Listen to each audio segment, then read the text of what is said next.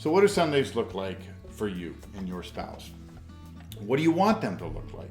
Now, our Sundays might be a little different than yours, but maybe not. You know, pastors and their families also have to deal with the same stuff every Sunday morning, getting everybody to church in a way that is enjoyable and right and good and healthy. We're not in some special category, trust me. No churchy juice running through our veins here. No, nothing like that just makes it all smooth and easy. We're responding to the same gospel, the same Jesus, the same needs in our own spiritual lives, the same situations that we all face in the world and in life, and the obstacles that are out there that keep us from participating in church and going to church regularly on Sundays. Yep. So today, Brian and I are looking at why we choose to go to church and why we think it is a game changer for you and your marriage as well. So we're Lisa and Brian Hope, and with a lot of years as a mental health therapist And a lot of years as a pastor. and even more years being married, we have hopes for your marriage. So Here we go. here we go. Going to church together. There's a lot that can be said about church and about what it is and what it's supposed to do and what you can do together. So much. We're not going to get into that. We really want to drill down on the regularity and the significance of the regularity of going to church together. Sunday morning, corporate worship, that whole gig. But we also want to clarify that the church is not a place or a time. The church is a people. And today we want to specifically address that. Going to being a part of the people of God together regularly on Sunday mornings. So you might already have a few things in your head like, yeah, but I do this, but I do that, and that's churchy. And so just to start with some clarifications, we've got some handy dandy prompts here to remind you that nature, not church. Nature's not church. No. Football or sports or your kids' sports, whatever it is, not church. Also not church. And podcasts, online sermons, televised sermons. Of which there are a lot. Also. And you might have even gotten used to that over a couple of years and thought, well, this is the way to do it now. But guess what? Not church. Not church. This is a big one. We idolize this in our country. Family time.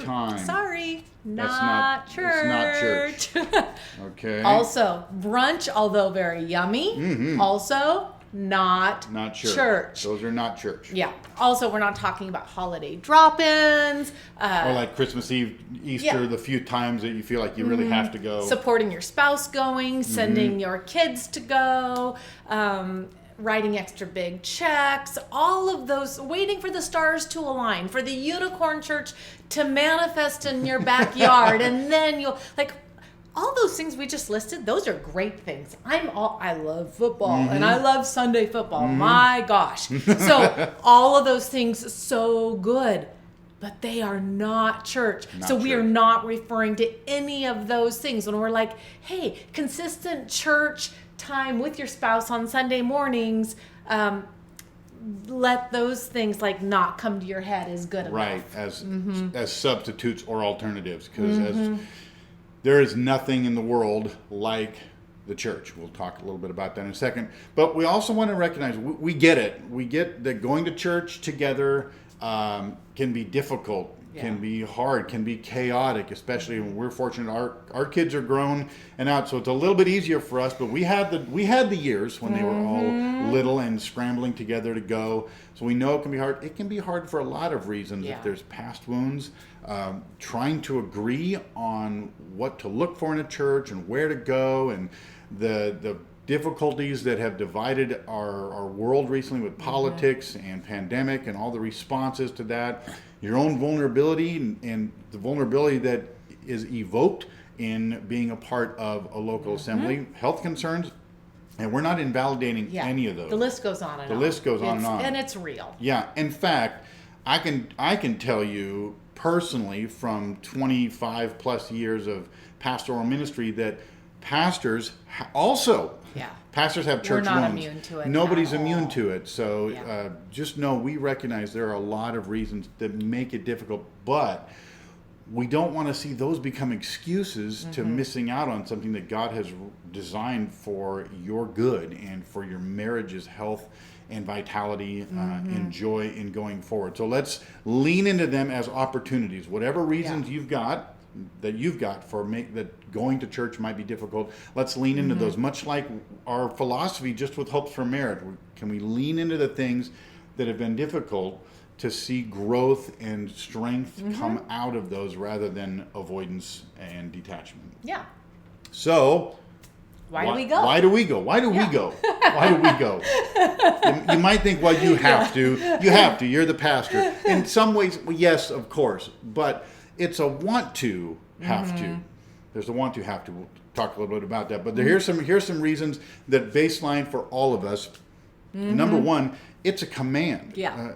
God not just a suggestion. Not a suggestion, No. not a request, not if it's handy or easy or convenient, but God commands us to be a part of a church. There's nothing in the New Testament that suggests that any Christian in the New Testament would consider their faith apart from being a part of the church. And God commands the things that he knows are good for us.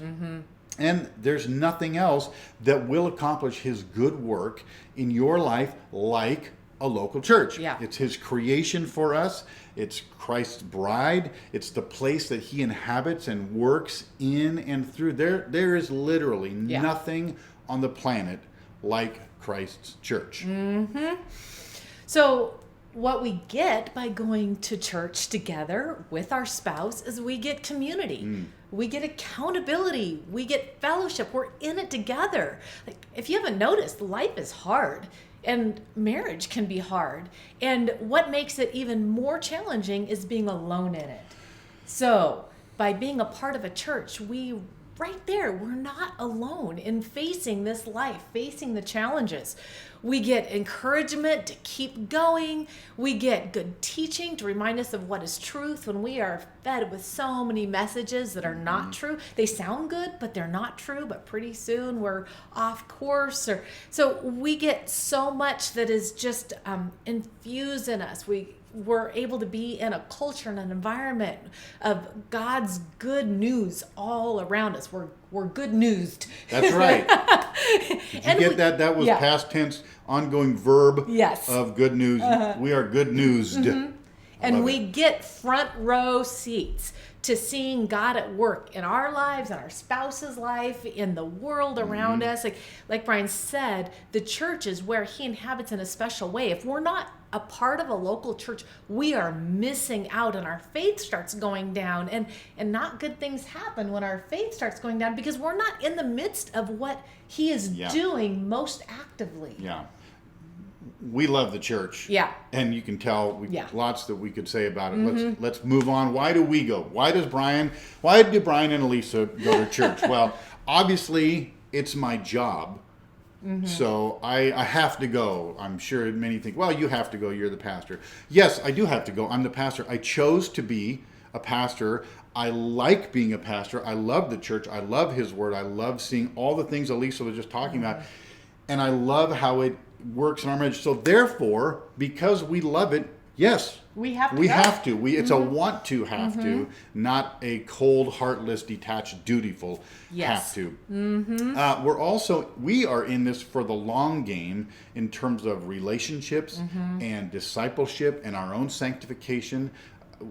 God has designed things to grow strong over time in almost imperceptible ways. And so Elisa and I are committed to a long-term relationship with our church because that's how things develop long-term, and we're in it for the long game. And as you say church, I'm thinking of names. Yeah, that's faces right. of people, not just the church. No, not just the time, but the people. Yeah. Absolutely. And we have people. Why do we continue to go to and invest ourselves in our local church? Because we have people who know Jesus and who really know us, who keep us on course.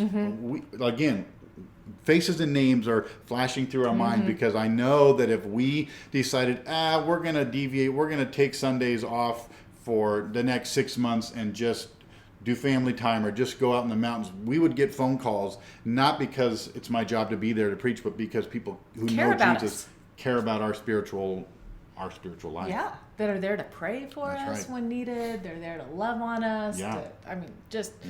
Yeah, it's real. It's very real. So we know, though, that not all of you have a spouse that is wanting to go, and that's a hard thing. That as we're talking about the importance of going together, and we do hope that you and your spouse do make this a priority, but we can't make our spouse go. And if you've got a spouse that doesn't want to go, I want to encourage you to just be in prayer about that and hand that over to God as God's job. That is not your job to make your spouse go. So be in prayer over all of this, in all of this, but also take responsibility for yourself. Don't use your spouse as an excuse to not be a part of a local body. And in fact, I'd say if you're struggling in some of these areas, that much more important to be surrounded by God's people to encourage you and to buoy you up and to be those voices of truth and good news in your life. Mm-hmm. Yeah. Tomorrow, for Truth Tuesday, we're going to have our Instagram page have a list of criteria, some helpful handles of what do you look for in a church. And a little teaser. One of them is that it is a church committed to the truth of the gospel. That's what we need when we're prioritizing going to church and our spouse may not share that. So look at our Instagram page. Hopes for Marriage. Hopes for Marriage. Good name. I Love know. it. And some basic criteria for finding a good church for you and, Lord willing, for both of you plural or maybe you singular. And if you're already going with your spouse, good job. Yeah. Keep it up. Enjoy it. Dive in deep. Church is a big deal. Very so big deal. prioritize that and see God's goodness come through that priority. So we hope you have a great day. We'll see you next time.